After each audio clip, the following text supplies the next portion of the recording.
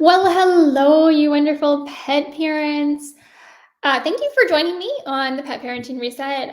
I'm Jessica Fisher, and if you are new here, this channel is all about positive reinforcement dog training, dog behavior, cat behavior, canine enrichment, feline enrichment, nutrition for your pets, all the wonderful things, holistic health and healing. So, really, all about caring for your dog and your cat and just being a wonderful pet parent because that is what you are. So today we are continuing September. September is Happy Cat Month. So we are doing all month long tips for keeping your cat raising a happy, healthy cat and keeping them happy and healthy. So without I don't want this to go too long today, especially since I had to adjust the time already. Normally, I go live at 11 my time, which is Central Time. And unfortunately, my stepson, my husband's son, had to have emergency surgery yesterday. So I took my husband to the airport this morning. He's going to go sit with him while he's in the hospital. He's doing okay. No worries. Everything turned out okay. He's healing well as far as I know. And yeah, so that's why I had to postpone our live today. I am sorry, but things happen. So, and that's, we just have to deal with that when we're doing live videos. So, the week 1 of September in Happy Cat Month, we talked about vet visits, food, water, and something that I call hunt, stalk, kill, eat, clean, sleep, which is so incredibly important. If you missed week 1, you can find it on YouTube, Facebook, Rumble, and of course, Patreon. If you are not part of the Patreon family, I highly recommend you check it out. You get exclusive content over there that I don't post anywhere else. A lot of behind the scenes kind of stuff, which generally goes up on Wednesdays. All of this is in addition to the live videos I do here, the podcast, which goes live every Tuesday. And then you also get, when you are part of the Patreon family, you get first access to anything that goes live on YouTube or Rumble. So this video is also on Rumble, or will be on Rumble. And week 1 is already on Rumble. So if you would prefer to watch over there, I got you. Yeah, so I definitely hope to see you as part of the family over on Patreon. Week 2, and you can find this in all the same places. Week 2, we talked about playtime, supervised outdoor time, having 2 cats being better than 1, and really, I really doubled down on the idea and how important it is to understand and treat your cat as a feline and not treat them as a human, because they're not humans. They are a completely different species from us, and honoring that. And really, with all of the tips that we're talking about this month of September, that's really like the one thing that is constant throughout all of these tips, is that our cat is a cat. Your cat is a cat and not a human. So we really need to see things from their vantage point, from their viewpoint, and treat them and feed them and give them water and food and exercise and love and care as they are. They're felines, they're not humans, right? So this week I have 2 more tips for you, and they're a little bit more extensive, which is why I only put 2 in this week. Yeah, they are things that we have definitely talked about before on this channel. If you're new, then this is possibly new to you. If you are, oh, I forgot. I totally forgot. You guys, right now we're live on YouTube and Facebook. Regardless of where you're watching or listening from, make sure to go ahead and post in the chat or the comment section, letting me know that you are here, letting me know about your pets and what is important to you about your pets. If there's something I can do to help you, I want to know more about you and your pets and know that you're here and listening. So go ahead and post a comment. It's either called the comment section or the chat section, depending on where you're watching or listening from. And if you happen to be watching a replay of this video, you're not watching it live, then you can still do the same thing. Post a comment. Let me know about you and your pets and why you're here. If you have any questions, I would love to hear your questions.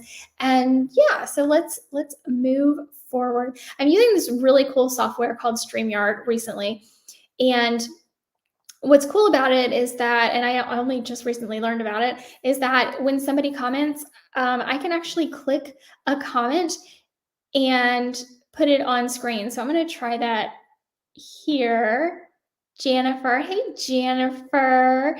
Yeah, so I know you have a dog, and that is wonderful. And yes, since I'm on later, thank you so much for being here. As I was saying earlier, I think maybe before you popped on, my husband's son had to have emergency surgery yesterday, so I had to take him to the airport this morning. So that's why I had to postpone the live. I actually like doing it later, just with our schedules. It kind of is a little bit easier to do earlier in the day, but I much prefer coming on later. I'm not a morning person. So we'll see how this goes. But that was really cool that I could put your comment up on the screen. So anybody that wants to comment, if you have a question, if you have a comment, whatever it may be, go ahead and post it. Thank you for being here with me. So, and here's the thing, a lot of these tips for our cats are true with our dogs. And like I said, this is week 3, but it's also very important. If you missed week 1 and 2, you can check those out, whether on YouTube, Rumble, Patreon, or Facebook. You can check those out in all of those places. This week, we're talking about 2 very, very important things. And both of these are very true for both your cats and your dogs. And the very first tip is over vaccination. So I know I've talked about this, but I really want to hit it home. And I couldn't do a cat tip month without including it. So first and foremost, let me say that I'm not anti-vaccination. I'm not. To suggest, however, that we are not over vaccinating our pets is to ignore the facts. We've talked about vaccines, like I said, quite a few times. We've talked about using titer testing to measure immune response prior to just blindly vaccinating. And that's important. We've talked about dosing and how, for instance, a Chihuahua and a Doberman get the same dose. That doesn't make any sense, does it?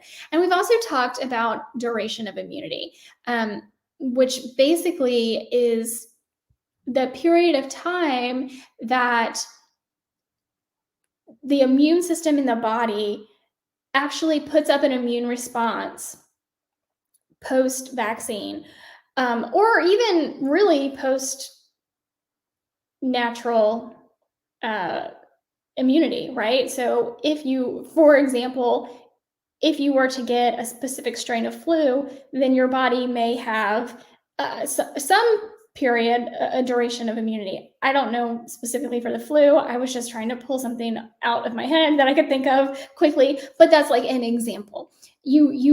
There are so many different strains of the flu, so you may get different strains, different years, but that's basically, if we're talking about a rabies vaccine, for example, or yeah, so being exposed to rabies, unfortunately, in this day and age is a death sentence for a dog.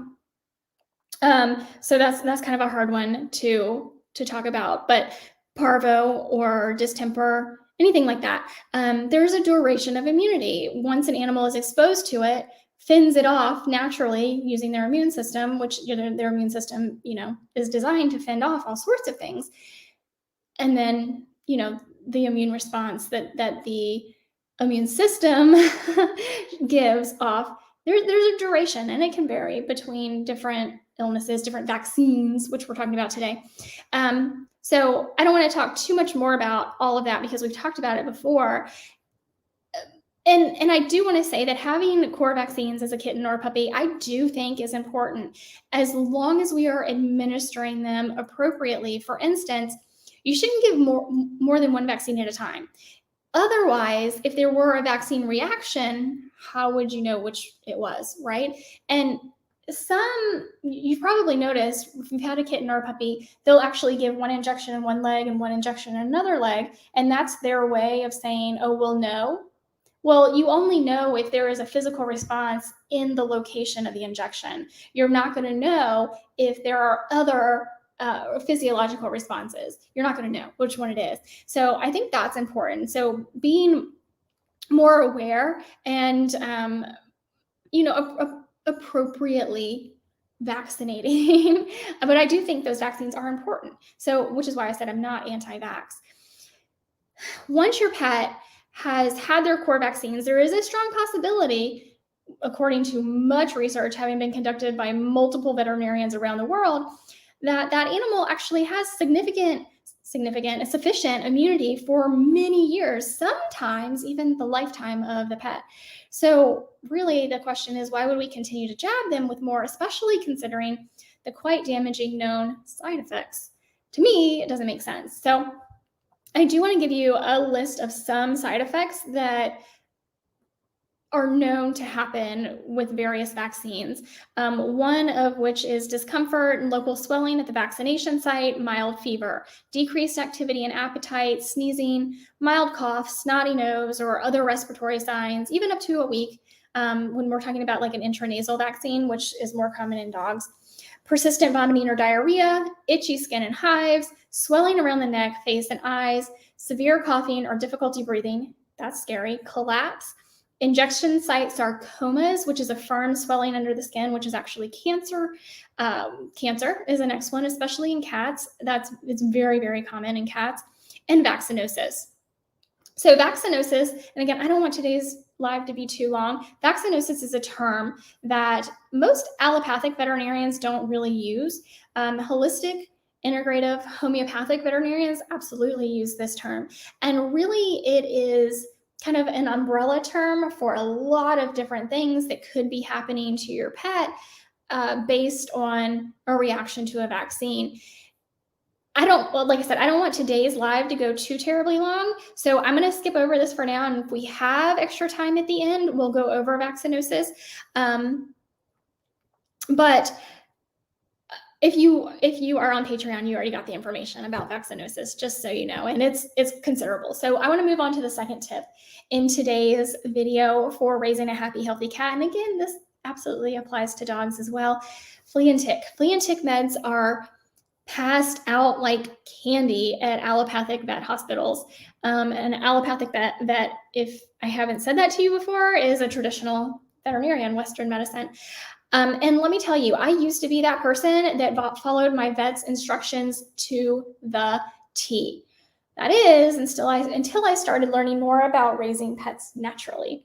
And I've told y'all before, I started with my dogs and I slowly progressed to my cats. I'm not really sure why that is, but I know I'm not the only one in that camp.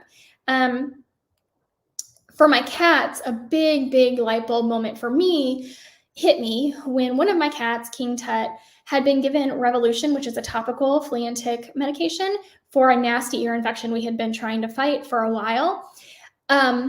The doctor, said, go ahead and give him the Revolution. We did. Guess what? He got a chemical burn. From then on, I did a lot more research on everything the vet suggested I do with my cats. And that's just one instance on one animal. There are so many other instances out there that you can look up. The thing is, flea and tick medications, and we've talked about this before as well, are neurotoxins, which mean they attack the nervous system of the pest. But here's the thing, your cat or dog is not exempt. So they also attack your cat or dog's nervous system. So there are definitely videos on my channel about this. There are Patreon posts about this. And what you should do instead, what you can do instead, some more natural remedies. So again, I didn't want today's video to be too terribly long. Thank you all so much for being here with me today, especially since I had to push it back later. If you have any comments or questions, please let me know. You can post in the comments. You can reach out to me. You can join me on Patreon, become part of the family. Yeah, we're going to talk more about vaccinosis in possibly another video. I want to put that little seed in your mind, though. Thank you guys so much for being here. If you have any comments or questions, I definitely want to hear from you. And I can't wait to see you guys in our next video. Y'all have a wonderful day.